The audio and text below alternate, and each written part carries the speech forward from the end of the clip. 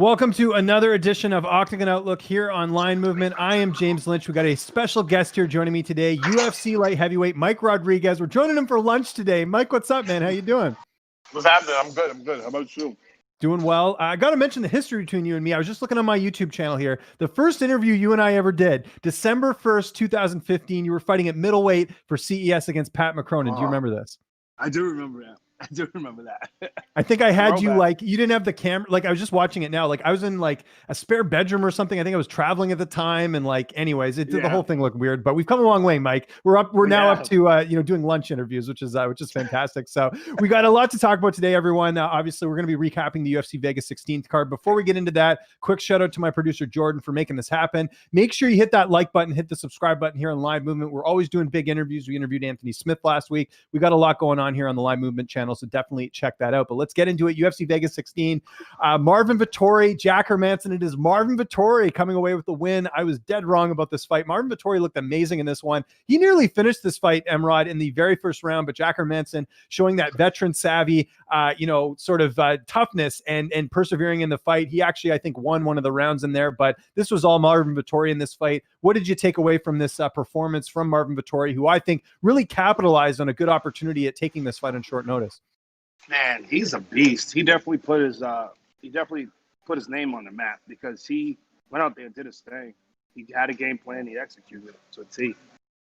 Yeah, and I'm trying to remember like the last time we've seen an opportunity like this where someone hops into a main event and really capitalizes. I mean, Marvin Vettori, he's a guy notoriously that's had a lot of setbacks, whether, fights were canceled or, things that happen. I remember being in Vancouver last year when he was supposed to fight Andrew Sanchez. Sanchez is out due to staph infection. Marvin was pissed, and he's a guy that I know has just been waiting for an opportunity, and he finally capitalizes here. I know he wasn't happy with his performance at the end of the fight, but I think this puts him in that conversation now of being a contender in that division. I know some people disagree with me here, but Jack Hermansson is no slouch. Where do you see Marvin Vettori going forward in this division? Because Hermansson, I think, was ranked like number 4.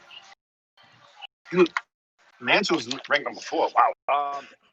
I would like to see him. I know he called out Paulo Costa, right? Yeah.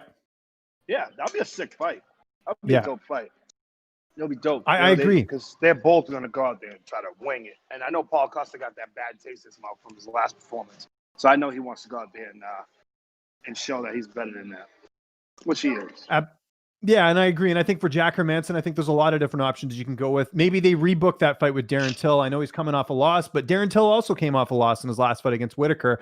I think we need to figure out, how good is Jack Hermansson? Was this just an off night, or was it the fact that maybe he's not as advertised as we thought? I think with middleweight, you got to find some competition that's going to really, put you in there and really show what you're made of in the middleweight weight class. So I think that's very, very important in terms of that. As Emrod's getting his water here, we want to make sure you're hydrated on this show, Mike. It's very important. I got it as well. But yeah, I thought good main event, all things considered. There were, I think, 3 or 4 fights off this card due to COVID. We'll talk about that in a second. But yeah, I thought overall great performance there from Marvin Vettori and really showing that I think he does belong there with some of the bigger names in that weight class. Let's move along to the co-main event.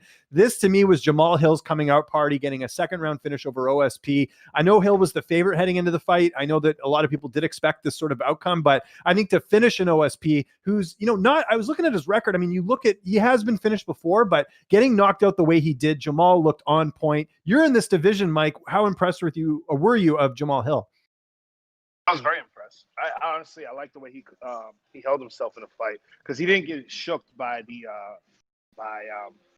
OSP's veteranness. Like he just was like, yeah, I don't care if you're a vet. I'm just gonna do what I need to do to win, and that was awesome. But he put pieces together really well in the fight. It was pretty good. He reminded me a bit, I'm going to use a weird sort of analogy here, but he reminded me a bit of Gegard Mousasi in the sense that he kind of just was like calm the entire time. Like you saw, he's just sort of stood there, picked his shots, didn't look nervous at all. I mean, this guy looked completely stone cold, and, OSP was trying what he could, but he was getting tagged pretty good. And then of course the second round, Hill really capitalized on that and really took care of business. We know, I mean, this is something we'll talk about a bit later in the show, but, it's been announced that Dana White's going to cut about 60 fighters. Do you think OSP could be on that list? Because I really don't know where he goes from here after losing to a prospect like this. I don't, that's a good question. That's a really good question. That's why I asked it. I only ask good questions. This is true. I don't think they'll cut him. I don't think so. I think they'll probably let him get one more fight in, and then probably let him finish his contract. But I don't think they'll cut him per se. Yeah, and the reason I bring that up is because they did release Yoel Romero last week. You know, it seems like John Dodson's gone. Like they're kind of getting rid of fighters and replacing them with sort of these contender series guys. I mean, again, we'll discuss this a little bit later, but I think he could be a candidate here. Emrod thinks otherwise. But how about Jamahal Hill? I mean, this is a big win for him, a big win over a veteran, a guy who had way more fights than he did. I think, you know, looking at his record here, OSP has, I think, 40 fights. Hill only has 8 fights or something like that. So, I mean, that's really showing that, you know, obviously the experience doesn't matter that much. Who would you match him up against? You know, I'm kind of looking at maybe the, you know, Misha Serkinov, Ryan Spann fight, if they end up getting that rescheduled, because that fight was supposed to take place on the 19th. You know, I'm just looking at the rankings here. Like, where do you go with the Jamahal Hill? Do you give him another veteran, or do you give him sort of another up and comer and see what he's made of? I think it's time for him to. What is he on a 2-fight win streak, right? Hill's actually got now, so that Abreu fight actually ended up being a no contest. I think that was because of marijuana. I mean, realistically, he should be undefeated right now. But so I guess he's 2 and with 1 no contest. He's got in 3 fights. So, well, I think they should pair him up with another up and coming prospect, whoever is in the mix of things. The winner of the Spann fight will be really good. Winner of the Spann fight, or depending on which way they want to go in this one, because I'm looking here, OSP was ranked number 15. So that, I mean, first off, that's got to put him in the top 15 rankings with that win.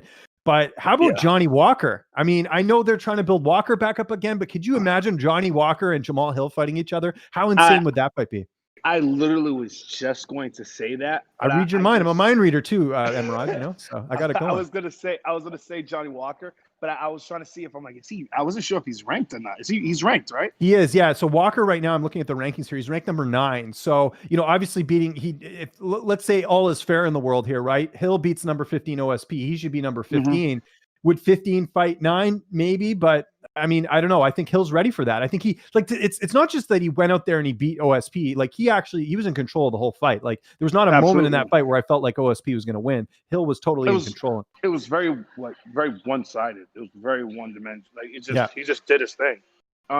So yeah, the Walker fight will make more sense in my opinion. That fight would be sick. There you go. Matchmaker Emrod here on the program. Right, let's get to the other fight on the main card, the lightweight fight. Gabriel Benitez making good work against former Octagon Outlook co-host on this show, Justin Jaynes, unfortunately getting the TKO, needed the body win. I'm trying to remember the last time we've seen something like that where like there was a shot to the body. What fight was it? It was like years ago. Was it I think it was David Loiseau fighting Charles McCarthy, I think. That's the one that comes to mind where he did that spinning kick and McCarthy like sort of grabbed his sternum. Maybe maybe you could do a more recent example, maybe not as prevalent, but I remember when Andrade finished Caitlin Chukagian, same thing, like hit her to the body. This was sort of the same thing here with the knee, where the knee landed for Benitez. Justin Jaynes obviously wincing in pain, and it was the beginning of the end. Did you catch that fight? Because that was a bit of a highlight reel finish.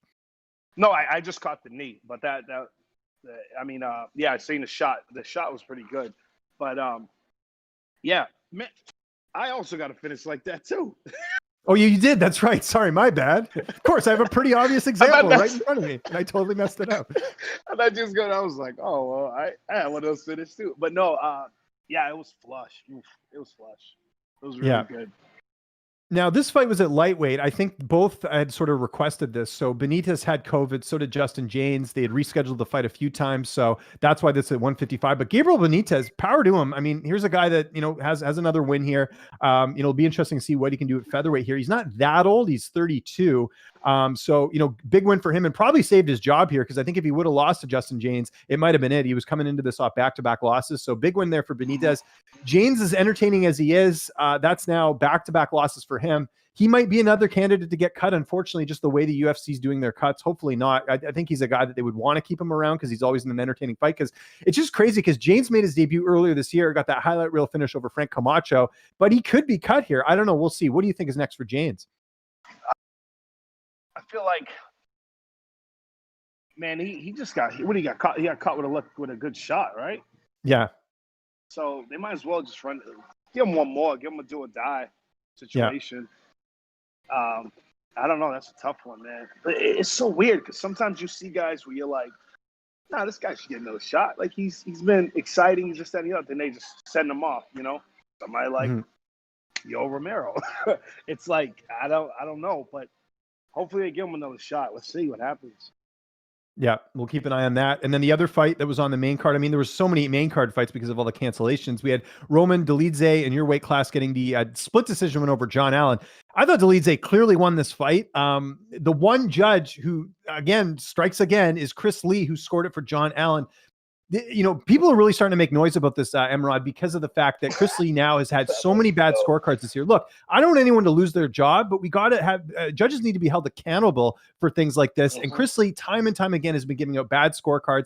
It was a close fight, but there's no way you could score that fight for John Allen. Chris Lee, by the way, the same judge that scored Paul Felder beating Rafa dos Anjos, which I don't know how you could score that fight for Paul Felder. Paul Felder himself during the broadcast also mentioned how a judge, how could they score it for him? So even Paul's saying this.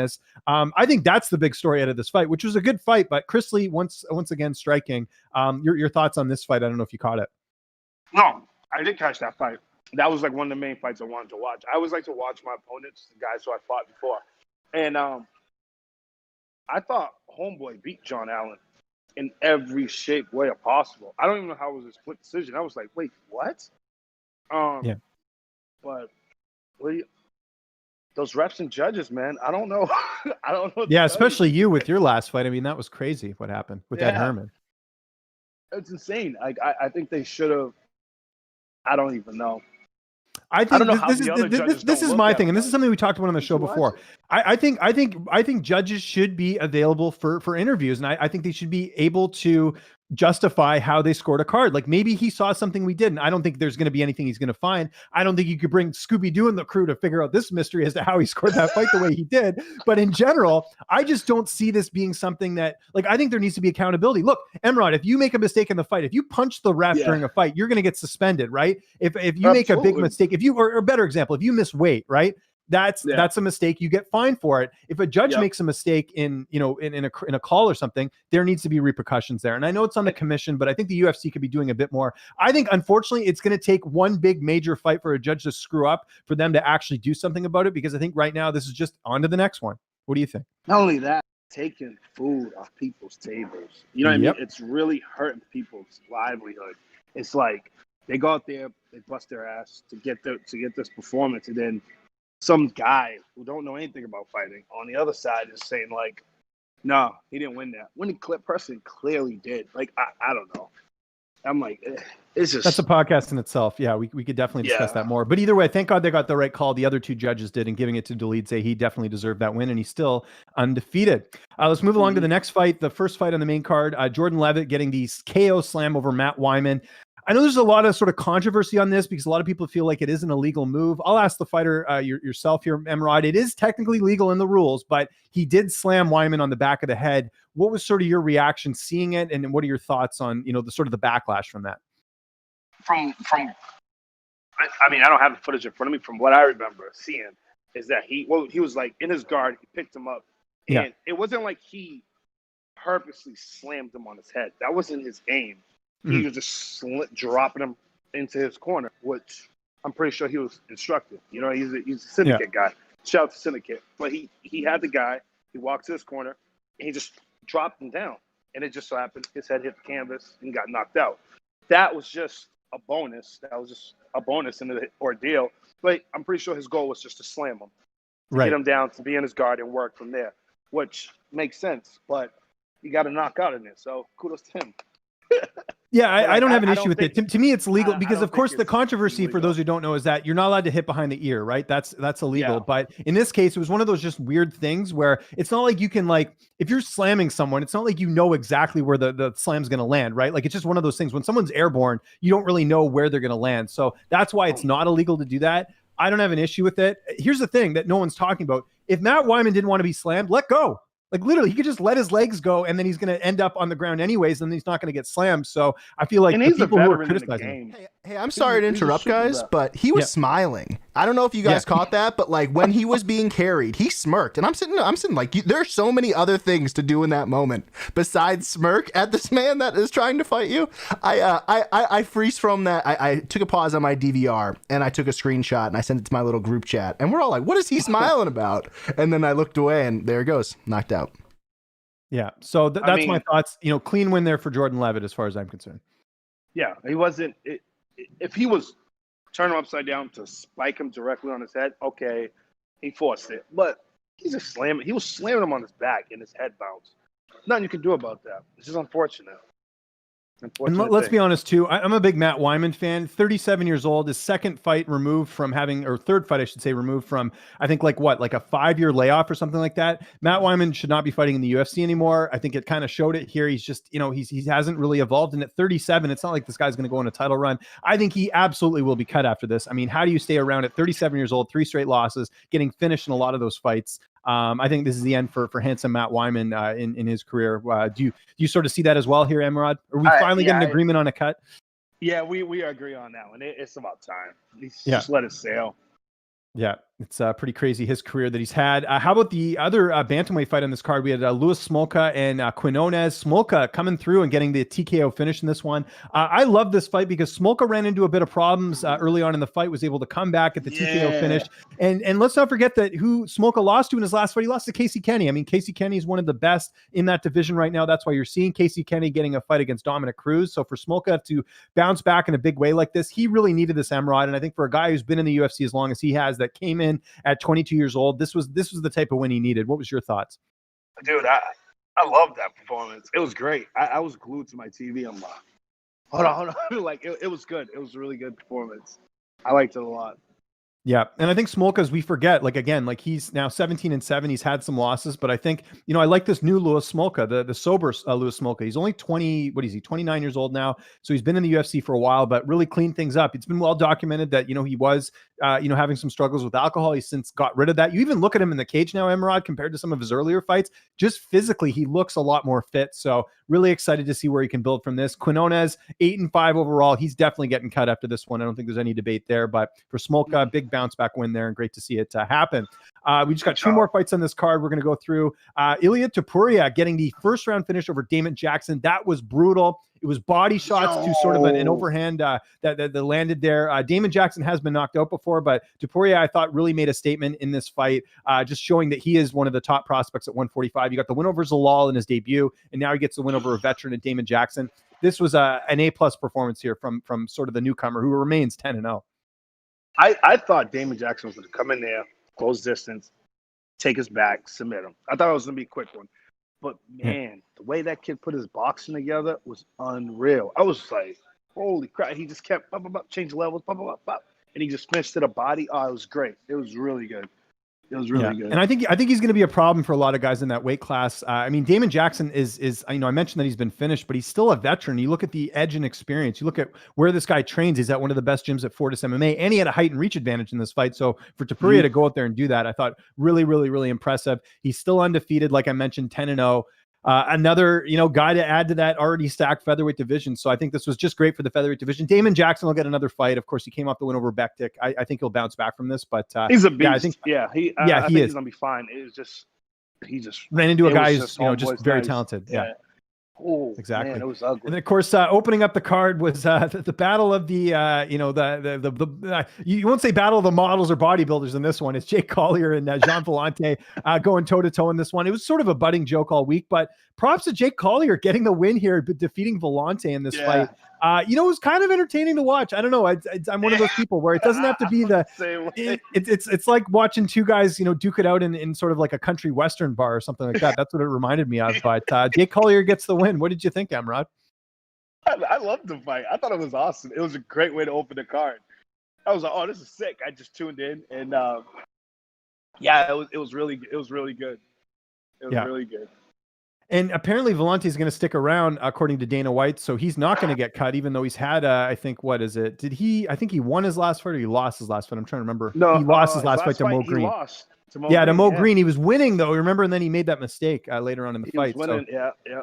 So he's lost 3 in a row. And apparently he's going to stick around. I guess being friends with Matt Serra maybe helps. I don't know. I don't know why he would get another fight, but we'll see what happens there. But Jake Collier, definitely becoming sort of a fan favorite with a win like that. So that's it for the card. There was only 8 fights because of all the COVID cancellations. I mean, I think there's almost as many fights that got canceled due to COVID than actual matchups. Like you had Toledo Santos and De La Rosa, you had Dvalishvili and Barcelos off the card, you had Alvaliev and Nate Landwehr off the card as well, Jimmy Flick and Cody Durden. That wasn't COVID, that was pink eye, but still, it was pretty ravish in this card. And that's kind of going to be a little bit of a rant I want to go on here. The UFC is really limping into 2021 with these positive COVID tests.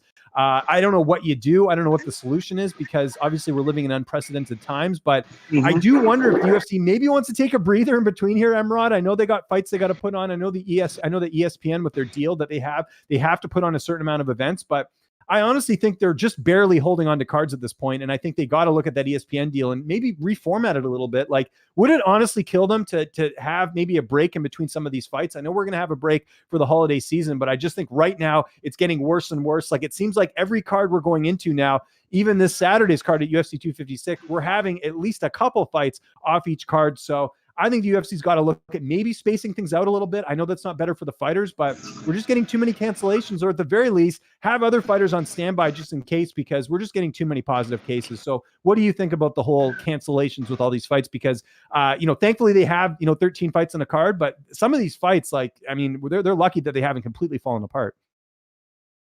Man, I think they're doing the best that they can. I think us as fighters need to be a little more smarter, because I'm pretty sure some guys are still like going out doing whatever, you know what I mean, trying to live their everyday life. And it's just, if you got a fight coming up, just be smarter. Gym, home. That's it. Gym, home. That extra, hey, let's go grab lunch with my buddies and all that. Just don't do it right now. You know what I mean? Like, you got to fight. Like, just stay cool with your fight and make sure that your teammates, be on them too, that make sure they're not getting into anything stupid or anything like that, just so that nobody can get sick. You know what I mean? So everybody can perform great. So I think everybody needs to help in this whole situation. It's not just one side or another. It's not just the UFC. It's not just fighters. It's like everybody needs to help to get shit going. And that's just what it is. And it's just, unfortunately, that we keep getting people getting popped for this damn virus. Yeah.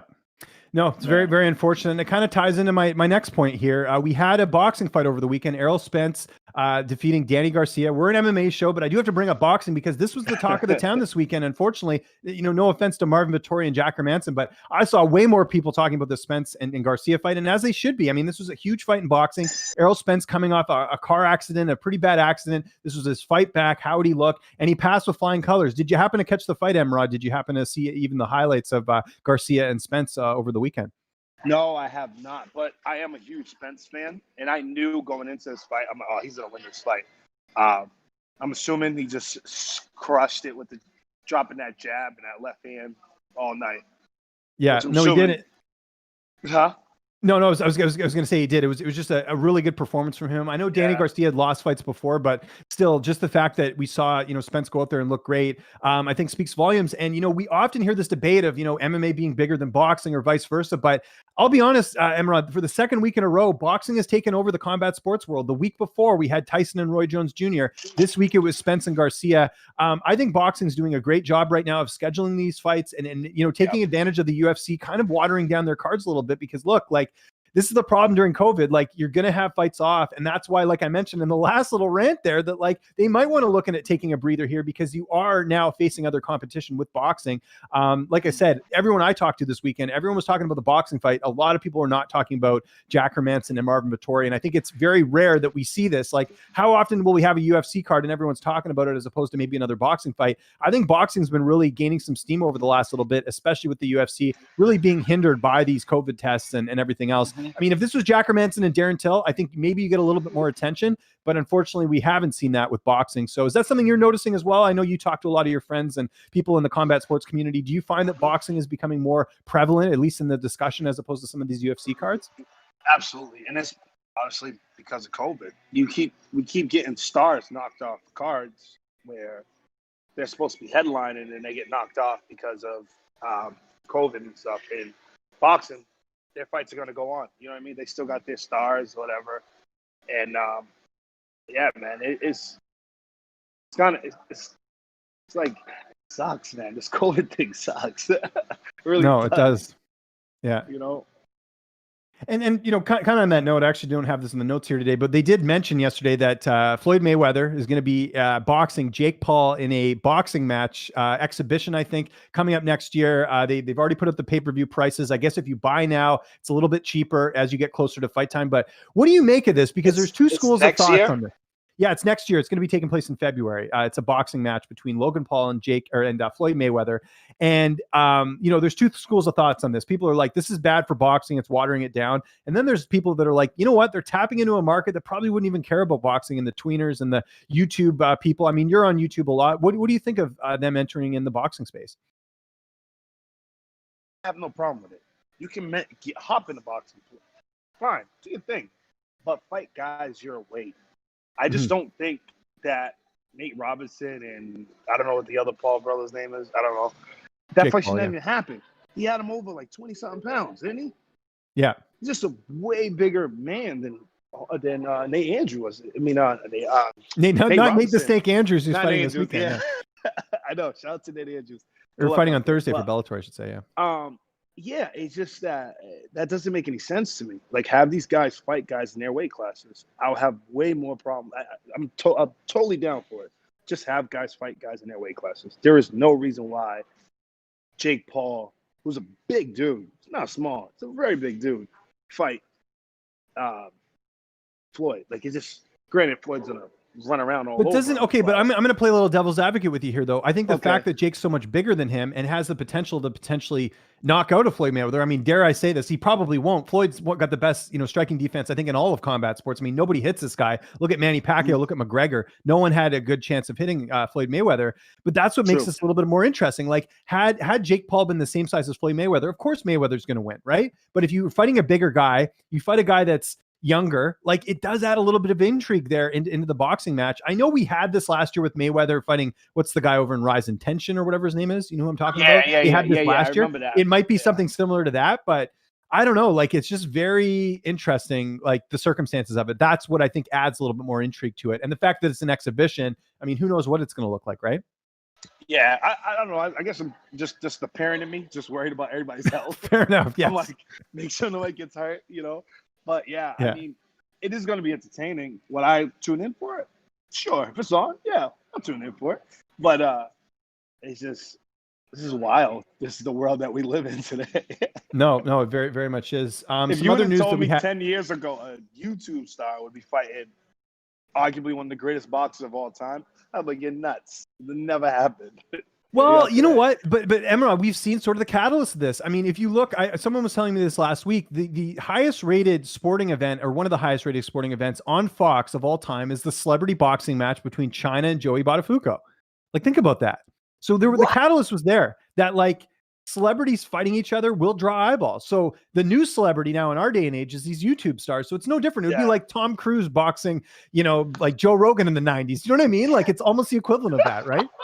Imagine that. Yeah, well, Rogan would destroy him. Remember, they almost had Rogan fighting Wesley Snipes. He apparently that was close. That. He said so. I would have loved to have seen that. But cool. So anyways, that's sort of, I wanted to get your thoughts on that. Some other news, like I mentioned, and we talked about on here, Yoel Romero parting ways from the UFC, and Dana White saying about 60 other fighters to be cut. This sort of makes sense when you look at the fact that they handed out 37 contracts on the Contender Series. Someone's got to get cut out of that, right? And we've already seen some cuts come out. We had Formiga, we had John Dodson, we had Cole Smith, the bantamweight that lives close to me, out of there. And I'm sure there'll be some after this weekend, but I'm kind of feeling a little bit different about this than some other people, because I actually think this could be better. Like, do you really want to see Yoel Romero fight an up-and-comer in the middleweight division as opposed to seeing him fight, say, Gegard Mousasi over in Bellator? Like, I don't think this is the worst thing in the world. I think, if anything, it leads way to better opportunities for some of these fighters. Now, obviously, like a Cole Smith, he's probably going to have a hard time getting fights, going forward, but we'll see. But I think a Yoel Romero, I don't think there'll be an issue with him getting even better opportunities than he'd have in the UFC, because I think people forget Romero's had, I think, 4 or 5 title shots, including the interim title. Like, where's he going to go from here? It's not like, even if he did somehow win his next couple of fights and win a title, where's he going to go? I mean, he's in his 40s. It's not like he's going to stay a champion for a while. Eventually, Father Time does catch up. So what was your initial reaction just first to Romero parting ways with the UFC? So Romero is just like, you coming up in an industry and everything. It's just some of those heroes or some of those guys, you want to see them succeed. Like, you want to see them raise that title. And Romero was one of them. So him parting ways from UFC, it's like, like, you know, I wanted to see him raise that title. You know, it's unfortunate. It's what it is. I was the same way when Gagon left too. I was like, I want to see that title on him. Like, you know what I mean? But it is what it is. Like, I'm happy for him. I hope, you know, better things come for him in his future. But yeah, it's just a bum to see him go. It's like an employee, like, you know, like when you work with somebody or you go to school with somebody or whatever, and they leave, it's like, like they're gone. Like, you know, I don't know. It's just, that's just how I. Yeah, he's not a coworker now. Now he's working for a rival company. You know. Yeah. Kind of. Depending on where he ends up. I what it mean, is. you know, and there's also, by the way, there's also a chance Yoel may never fight again. I mean, he got that big lawsuit that he won from that supplement company. Like, he could just, you know, call it a day and go swimming, you know, in the, you know, the Florida Ocean or something. You know what I mean? So yeah, he could do that. I forgot. I think he'll still fight. I think he's going to Bellator. If I was a betting man, I think Bellator fits. There's that link from Scott Coker. They used to, you know, obviously work together in Strikeforce, right? People forget he fought over there as a light heavyweight initially. So I think that's an option. I'd love to see him and Mousasi. I think that'd be a great fight. That's a fight that never happened in the UFC. It could have happened if Mousasi would stuck around. You could do that. You've got this new champ they've got at 205 in Nemkov. Let's see how good this guy is if he fights Yoel Romero. I think Bellator is a better fit than, say, one championship, because what is he going to fight? Vitor?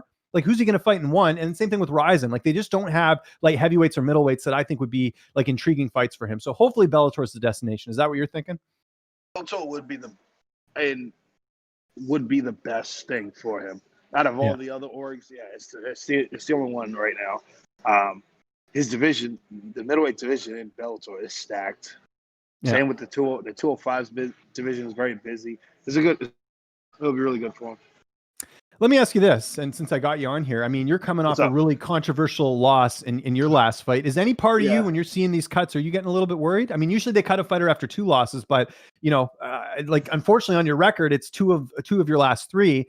It's your last fight shouldn't be a loss. I think 90% of people watching that fight knew that you got kind of, you know, kind of robbed in that one with what happened with the referee. But are you concerned at all? No, I'm not concerned. Because you signed a new contract, right? If I'm not mistaken. I did. Yep, I did sign a new contract, and 2, I'm not concerned to that whole thing. And I don't know. I perform really well. Like, when I do go out there, I'm always going out on my shield. So I don't think I'm in danger at all. Is that something you and Tyson have talked about at all? Your manager? About me being endangered? Yeah. Yeah, we spoke about that prior to the Prechino fight. That was the talk. We was always talking about that. Like, you know, if you lose this, there could be an opportunity you getting cut, etc. But I can't afford that to happen. No, of course. And I don't think you should, and I don't think you will, but it's just, you know, again, you don't know with these cuts. We've seen some surprises. Like I said, a Yusir Formiga, who has a win over the champ, Davison Figueiredo, gets cut. I mean, that's where you start to wonder, what are they really thinking with some of these cuts? But yeah, I just wanted to mention it. By the way, Tyson Chartier, one of the best managers in the game. If you don't know, he reps, you know, Calvin Cater, Rob Font, so many really good fighters in your neck of the woods, and he's a great guy. So I'm really, and you know what's so cool for me, Mike, is that, you know, I've known Tyson for a while. The fact that now I see him on ESPN, he's doing the fight picks, he's doing all this different stuff. It's so cool to see him get that recognition, because I know he does a really good job with you guys. Like, I've known this for years, but just to see him get this opportunity has been very cool. So yeah, it's cool. It's really cool. That's good. Let's stick with more news. We talked about this last week. So we find out last week, Yair Rodriguez suspended 6 months by USADA for not updating his whereabouts. I wanted to start first. Has this happened to you at all? Because I've heard a lot of fighters come out of the woodwork this last week saying that they have strikes on this whereabouts thing. And what it is you have to, I guess, update your location all the time on this app. Is that something you've struggled with, or do you have no strikes? Dude, I'm so bad with it. There you go. With it. Because it's like, you know, I'm 32 years old. Like, you know what I mean? I don't have to tell anybody where I'm going. My wife asks me where I'm going, or whatever. I tell her, but like anybody else, like, it's whatever. So like, I haven't missed any, thankfully. But they do, like, when I see the USADA guy, he goes up to me and goes, "Dude, what the fuck? Your whereabouts?" And I'm like, "Oh yeah, sorry." Like, I do forget a lot of times, but I'm getting better at it. What like do you think the suspension is fair? I think it's kind of dumb because obviously he's not cheating, but then at the same time, what if you do have someone who is trying to cheat? Then I guess it's kind of like a hard line to figure out. Like that guy's got to get like a satellite phone or something where you can contact you 24/7 because this just seems like such a dumb suspension. And here's the worst part, Emrod, like they're trying to book him against Zabit. That's a huge fight that would potentially propel him to a title shot. Him being out 6 months, they might move on from that fight. We don't know. So what do you think of the rule that's in place? I don't think for him to get suspended, I think there's been a huge case built against him of him missing these things because it like they usually just come to you and be like, hey, listen, you know, make sure you're on your whereabouts, whatever. And you get a lot of notifications. Like on my phone, I got a fuck ton of notifications about how I should be here, whatever the case may be. Like you're constantly informed. So the fact that he got in trouble for that, as I always say, that's your business. He should have been where he's at. Because you get a lot of notifications. They, in their defense, they do notify you a lot. They do notify you a lot. Yo, whereabouts.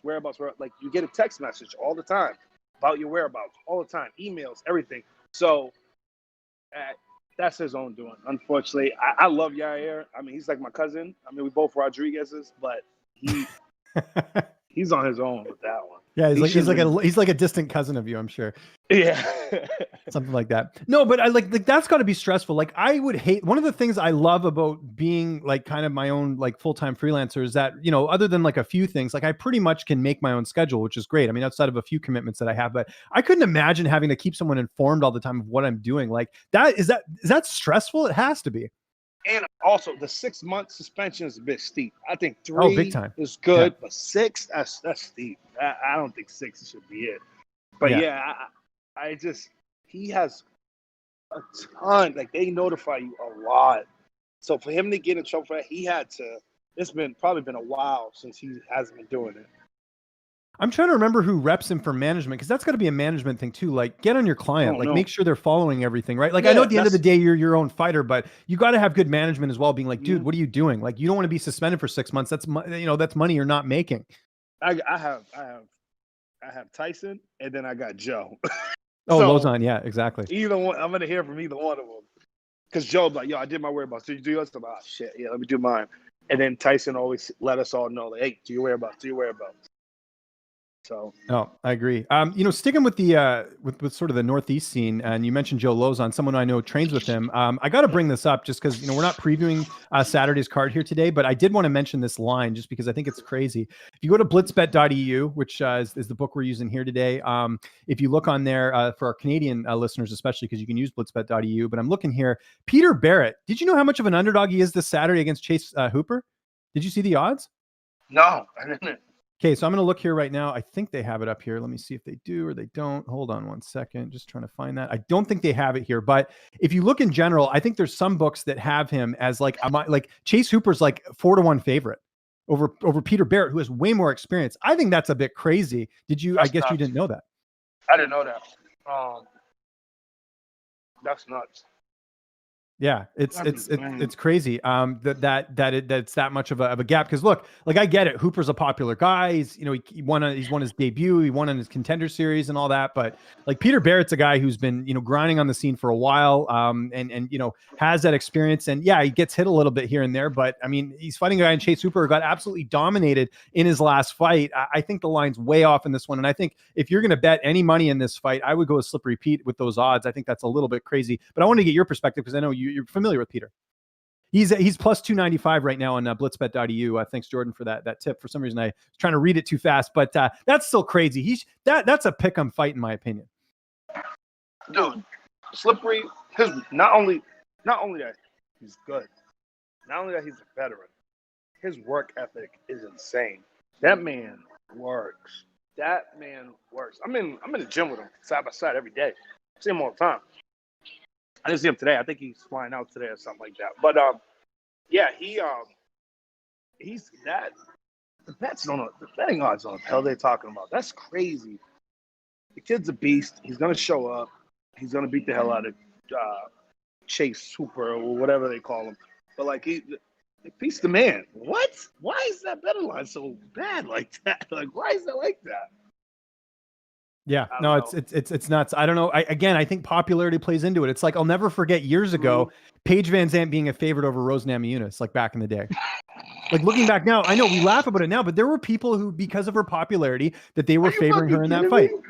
It's true, yeah. Crazy. Or Ronda Rousey being favored against Amanda Nunes when they fought. What about Dustin and Connor? You know, that's coming up here, and Dustin's plus 180. I saw that's crazy to me. Well, the Dustin Connor thing I can understand because Connor actually has a win over Poirier. I know it was in a different weight class, but that's got to play a little bit of a role in it. But I think as far as like, there's no way. Look, could Chase Hooper win on Saturday? Absolutely. He's 21. I think every fight he's getting better, but fighting a vet and Barrett, like I thought that was a little crazy, and I wanted to get the Emrod perspective on that because I know you. I think that's a wild line. Like I said, it definitely is. Peter Barrett's a fucking workhorse. Slippery Pete. Shout out to Slippery Pete on the show. Shout out to Salute.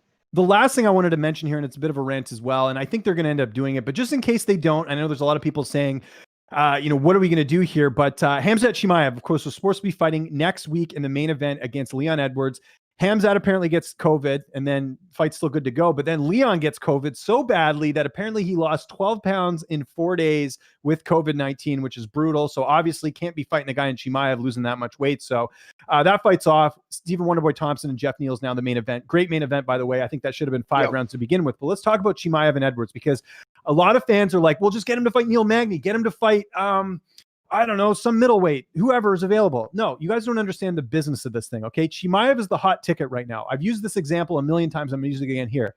Khamzat Chimaev is the 2020 version of Jorge Masvidal in terms of name recognition. There's no one hotter in the sport right now. This guy's finished his last 3 opponents in very easy, terms, so to speak. He's, dismantled his last couple of opponents. He's got all the hype, and there's a reason they didn't book Khamzat Chimaev against Neil Magny when Magny and him both agreed. They're booking him against Edwards because it's high risk, low reward. If Chimaev loses against Leon Edwards, it doesn't matter. He can go back up to middleweight. He can do whatever he wants. And he's still got that hype anyways of being sort of this unstoppable force. If he fought a guy like Magny, not only does he have the chance to potentially lose, but he's losing against a guy that doesn't even have that much name value. So I think the UFC would be smart to rebook this fight. It sounds like that's what they're going to do, but I want the fans to understand here. Let Chimaev take a little bit of a breather and then go back at it next year. But you got to understand the momentum thing here, because if Chimaev goes out there and beats Leon Edwards, I'm convinced he will get the next title shot, because the UFC is all about the hot hand, like they were with Masvidal last year. And granted, Masvidal deserved it with the win over Askren and, the stoppage wins over Pettis and Nate Diaz. But actually, I don't think he finished Pettis. But you understand what I'm saying here. Like, in general, it's one of those things where,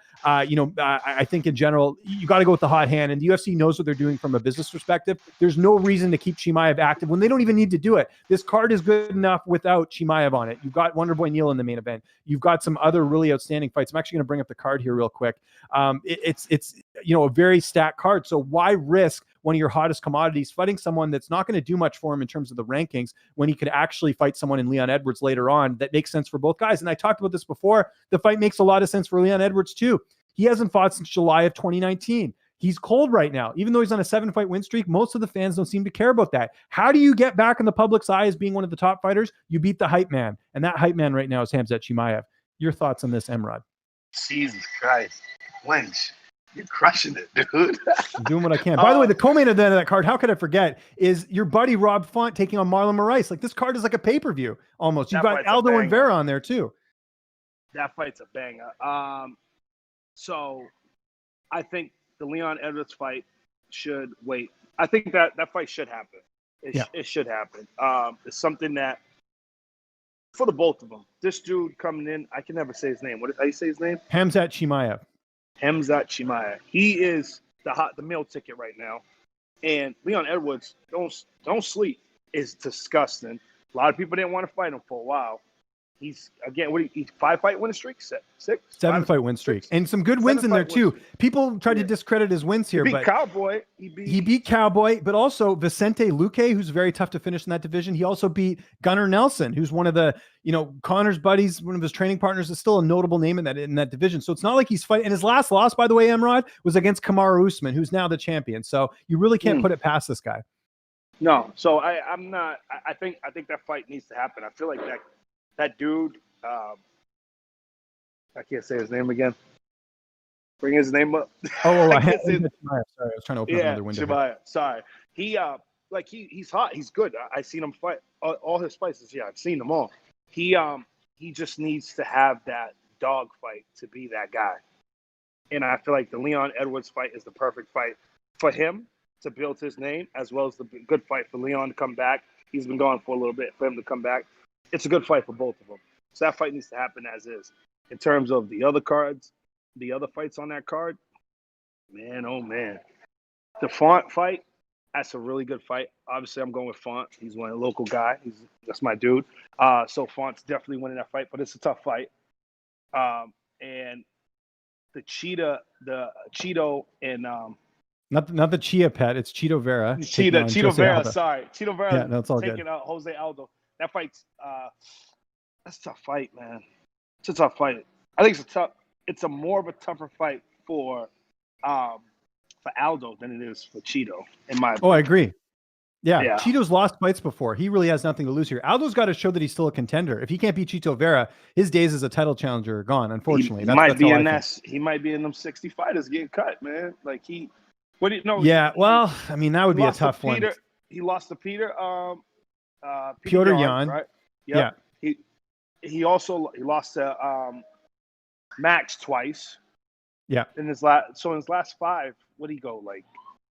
And he lost to Moraes, but the Moraes fight, I think people felt like he won, but still, you're right. That counts as a loss in his record.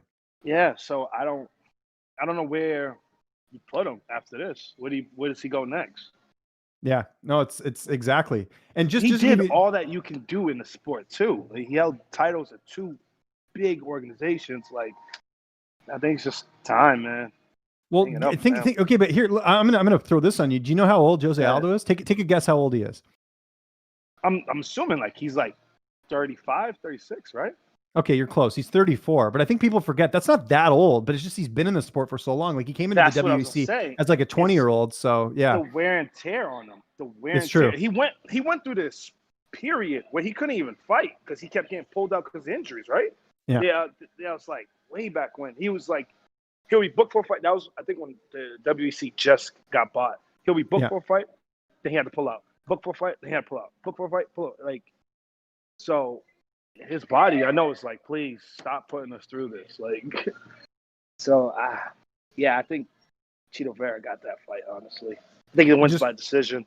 Yeah, and just quickly before we move on, we'll get on to some more questions. Some other fights on this card for next week. Anthony Pettis, Alex Morono. That's a great fight. Pettis has got to win this or he's out. I think he's a guy that'll get cut if he loses to Alex Morono. You got Marcin Tybura and Greg Hardy. That's a great fight at heavyweight. They have Serkinov and Spann listed on here. That fight actually got canceled. Serkinov got injured again, so that fight's off. I imagine they're going to pull either Bilal Muhammad and Diego Lima to the main card, or maybe they go with Matt Schnell and Tyson Nam as a replacement on the main card as well. There's a lot of good fights on this undercard as well too. But I wanted to quickly mention before we move on, I think this is a risky fight for Marlon because, Rob doesn't have a ton to lose here. Obviously, Rob, long layoff, injury and all that.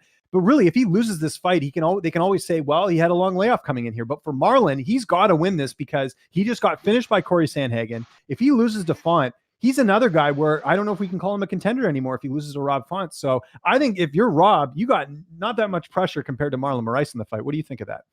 I think for both of them, it's both a statement fight for their division. Yeah. Their division is moving fast. If you ain't on board of it, you're going to get left behind. There's so many guys beating each other, so many guys getting to the top. I mean, look, Corey Sandhagen, he's probably going to be most likely next guy for the title, right? Yeah. Well, yeah. So, yeah, they have to, both of them have to come out guns blazing. And, again, don't know what Morales is doing. I know Font, my guy, I know he's doing everything he could do to be ready for this fight, and he will be ready for it. Definitely will be. We'll get a couple of questions here just as we're wrapping things up here on the show. We got Max Holloway in the chat, not the real Max Holloway. He says after the main event, I don't know if Jack Hermansson's overrated or Marvin Vettori's underrated. I don't think it's really. I think just you got to look at the circumstances to say that either one is underrated or overrated. I think Vettori's always been good. He's just waited for that opportunity and he finally got it here and he capitalized. And I think conversely for Hermansson, I wouldn't call him overrated. I'd say he had a lot of bad circumstances heading into that fight with a couple of opponent switch ups, everything else. I wouldn't really put that. I don't think you could say either. I think it's just too tough to even judge that. What do you think? I think both guys are really good. I don't think either one of them are underrated or overrated at all. Actually, I'll take that back. I would say what's his name? The Italian dude. Marvin Vettori.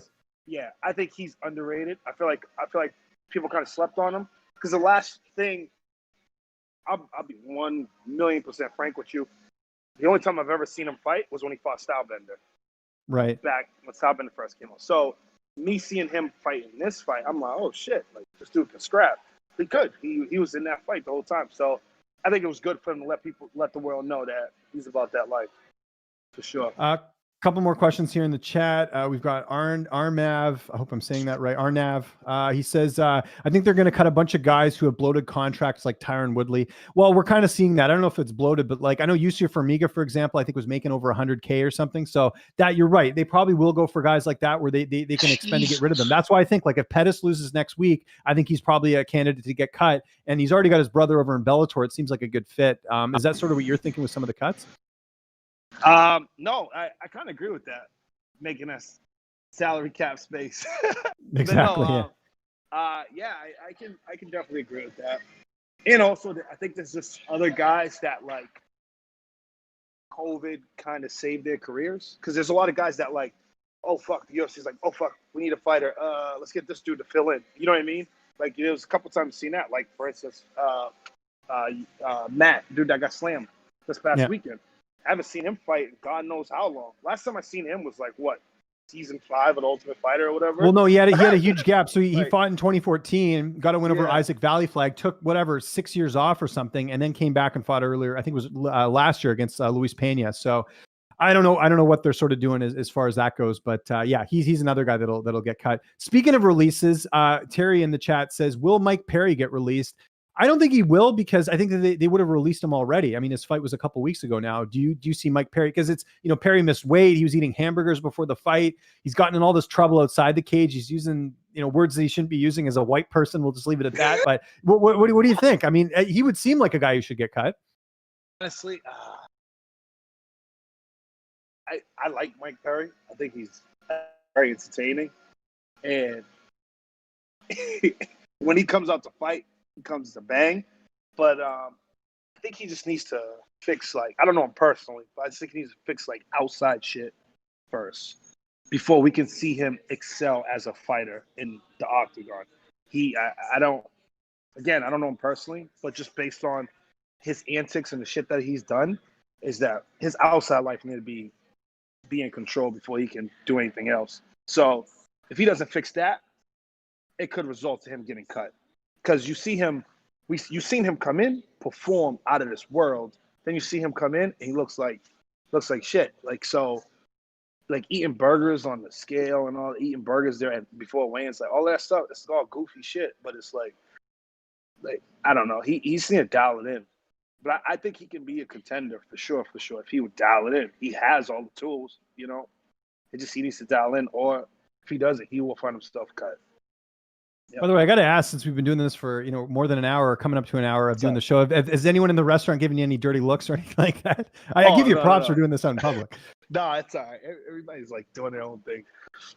A couple years. Oh, I guess with social distancing, it's not as bad. But a couple years ago, you'll appreciate this because I got to do interviews no matter what. So when we were selling our condo in Toronto, we had people come to look at it. So I couldn't record my interviews there at the time. So I went to Starbucks across the street and did it there. And I was wearing a headset. And all these people were looking at me, and I'm like, I'm just trying to work here. I'm trying to do my regular interviews. But it was a little bit uncomfortable. So maybe not as bad as what I had that day, but still, it can get a little rough. So. There you go. We got a question from Otis. He says, has Mike talked to Chris Togliani yet, the referee that screwed up your fight? Have you talked to him? No, but I'm pretty sure when I go to Vegas, I'll speak to him. We'll talk about it. What would you say to him? Would you go, dude? Would you do that? I'm not gonna lie. I'm gonna bust his balls a bit. You should. No pun. But yeah, I'm gonna bust his balls. You should take you out to dinner. It's like, dude, you screwed up. There's no consequences. Buy me a steak dinner. Yeah. I think that should be mandatory. What else do we got as well? In terms of questions, we'll just do a couple more here and then we'll wrap things up. We got good question here. What do you think is a bigger issue in MMA right now, weight cutting or judging? I'll let you take this one, Emrod. I would go, damn, that's a really good question. I would have to go with weight cutting. Just because, you can lose a fight from bad judging or whatever, but you can fight another day. And in some cases, ref or judge fuck up, it can actually resurge your career. In my instances, but that weight cutting shit, man, if you don't do that shit right, that's it. That could be the end all be all for you. We've seen people die from it. So it's like the weight cutting, people have to get more educated on that for sure. Do shit the right way. What do you think could be done differently? Because, you know, some people have said increase the fines. Instead of doing 30, do 50. Guys won't miss weight if they're going to lose that much of their purse. Some people have said start the round with a point taken off. Then there's other people that say that maybe the fight should be a no contest if you win. Do you think any of those are good solutions, or you think, you know, it's fine the way it is? I think, what is it? 30% of your purse or something like that? Yeah. I do think like it should be higher. It should be like you miss weight, like take 50 to 75% away, because you're supposed to be showing up to work. You should be getting docked for that, for showing up to work late or whatever the case may be. Like if you're a construction guy, you work on site, you're gonna get docked for your job. Same thing. You show up to work 10 pounds over, like what are you doing, bro? Like you should be getting docked. I bet you people will start taking shit more serious. I wonder too, and this you might disagree with me here, but because we got Arnand's question here about hydration testing. What about when USADA tests you? What if they check the weight? If your weight's like way over, you should be like, hold on a second here. You shouldn't be competing at welterweight if you're like 200 pounds. Do you like that, or do you think that's a bad idea? That's a good question. I feel like they should have. That wouldn't be bad. That wouldn't be a bad idea, actually. That would actually be pretty cool. Or if they have like somebody from the PI do like an evaluation, like a guy, like they say if they just sign a guy, they do like an evaluation to see where his body at, and like, okay, you competed at this in the past, but really you should be competing at this. This is a lot better. Like, yeah, I do agree that they should be way more hands-on with stuff like that. They are already, but it'll be cool to see it happen more often. Because some guys just don't know. Some people just literally do not have any education on it at all. Like, they just don't know. Like, legit don't know. It's crazy. You're like, how do you make it in this career and you don't know? Some people just don't know. Well, the resources are there now with the PI. Like they though. should really sort of get with the program, I think. And again, that's where good management comes in. Like, hey, how's your weight? Maybe check in with Clint from the PI. Make sure everything's good. You know, it's a quick phone call or video chat, I'm sure, right? It should be like that. Like, you should be able to have a video chat with somebody, and they should be able to give you meal plans and stuff like that. I mean, I'm not sure. I never had to ask for any of those things. I never even thought to even do any of those things. So I don't know if they do offer them. They could offer them, and I just don't know or what. But, you know, you should be able to do that. Yeah. We'll see what happens. In terms of that, as long as they're not checking you at the beginning of COVID. Remember, you were telling me you definitely weren't doing much training then. So no, not at all. Yeah, it was crazy. Emrod, this was a lot of fun, man. Thanks so much for doing this. Yeah, really appreciate it. Anything you want to plug, any sponsors, any social media, I'll give you the floor here. You guys can follow me at Emrod MMA on Instagram, Twitter, and on Twitch. Yeah, pretty much it. I want to give. And you got a fight coming up here, February 6th in Las Vegas. Potentially might get changed. Danilo Marquez is who you're fighting, right? Danilo Marquez. Yeah, it's going to be a sick fight. It's February 6th. As of right now, I'm assuming it's in Vegas until we're told otherwise. So that should be great. But yeah, I'm getting ready for that right now. So do you get to have any Christmas dinner or anything? You got to skip that. No, I can have some food. I got some food. Still long enough out? Okay, that's good. Yeah, Glad you get to enjoy yourself there. Yeah. Awesome. Everyone can check out me on Twitter and on Instagram at Lynch on Sports. Make sure you subscribe to the Line Movement YouTube channel. Give us a like, hit that subscribe button. Like I said, every week we're doing the show Octagon Outlook. We have rotating co-hosts where we recap every card from the weekend before. And also you get to see my best interviews here on Line Movement every single week. So there's no reason not to subscribe. It's an easy Christmas gift to give me and everyone else at Line Movement, which would be awesome if you could subscribe there. Really appreciate it. I want to give Emrod a quick shout out one more time for joining us here on the show. As always, a shout out to Jordan, my producer. Hope you guys have a great rest of your week and enjoy UFC 256 this Saturday at the Apex in Las Vegas. Thanks so much for watching. Thank you.